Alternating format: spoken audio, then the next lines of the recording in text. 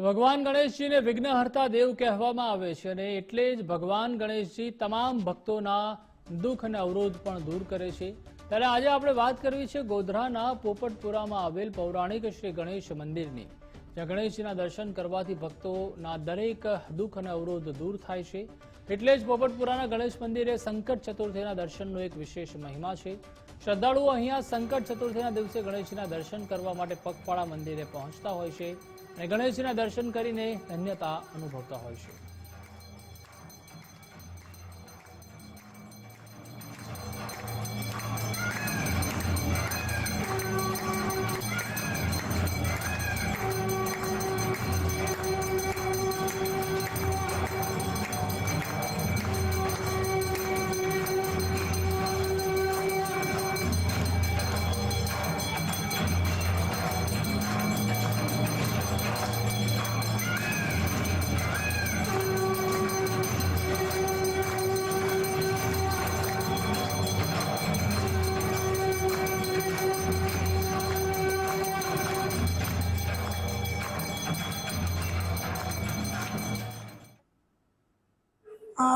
અમે અહીંયા દાહોદ જિલ્લાના લીંબડીથી આવીએ છીએ અને અમે અહીંયા દર ચોથે અહીંયા આવીએ છીએ। આજથી આશરે 7 વર્ષથી અમે અહીંયા ચોથ ભરીએ છીએ અને દાદાએ અમારી મનોકામના પૂર્ણ કરી છે।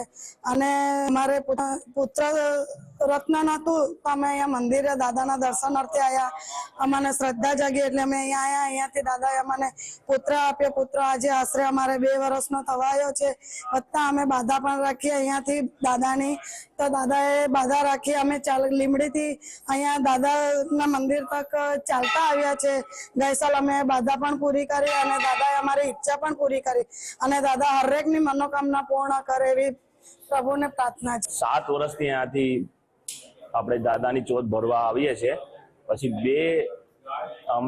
2 વર્ષ પહેલા અમારે પુત્ર રત્ન પ્રાપ્ત થયું છે અને દાદાની કૃપા થઈ છે અને 2 વર્ષનો બાબો હમણાં થઈ ગયો છે। જય ગણેશ। હું દર માસની કૃષ્ણ પક્ષની ચતુર્થીએ હું તથા મારા પરિવાર સાથે ઘરે પૂજા અર્ચના કરી અને ત્યારબાદ દાદાના દર્શન કરવા આવું છું। હું ઉપવાસ રાખું છું। હું તથા મારી પત્ની બંને અમે ઉપવાસ રાખીએ છીએ અને અહીંયાથી દર્શન કરીને પછી જ અમે વાળું લઈએ છીએ। અને દાદાના મંદિરે આજે લગભગ હું છેલ્લા 7 થી 8 વર્ષથી નિરંતર દર ચતુર્થીએ આવું છું। 5 વર્ષથી હું અહીંયા દાદા પાસે આવું છું અને દાદા મનોકામના પૂરી કરવા મારા બાબાનું મેરેજ નહોતું થતું ત્યારે દાદા પાસે એક અરજી કરી હતી, ત્યારે એમને મારું કામ પૂરું કર્યું અને ત્યારથી હું વિશ્વાસ પર રાખું છું। આપ સર્વને જય ગણેશ। અહીંયા ગણેશ મંદિર પોપટપુરા એટલે કે ગોધરા હાઈવે પર આવેલું, વેજલપુરથી 5 થી 6 કિલોમીટર તેમજ ગોધરાથી 5 થી 6 કિલોમીટર તેની વચ્ચે આવેલું અહીં ગણેશ મંદિર બહુ આસ્થાનું કેન્દ્ર બની રહ્યું છે। અહીંયા દર ચોથના દિવસે એટલી સંખ્યામાં માણસો આવીને દાદાના શીશ નમાવીને ધન્યતા અનુભવે છે અને અહીંયા પોતાની માન્યતા મુજબ દાદાનું ટીક લઈને પણ મન્નત પૂરી કરે છે।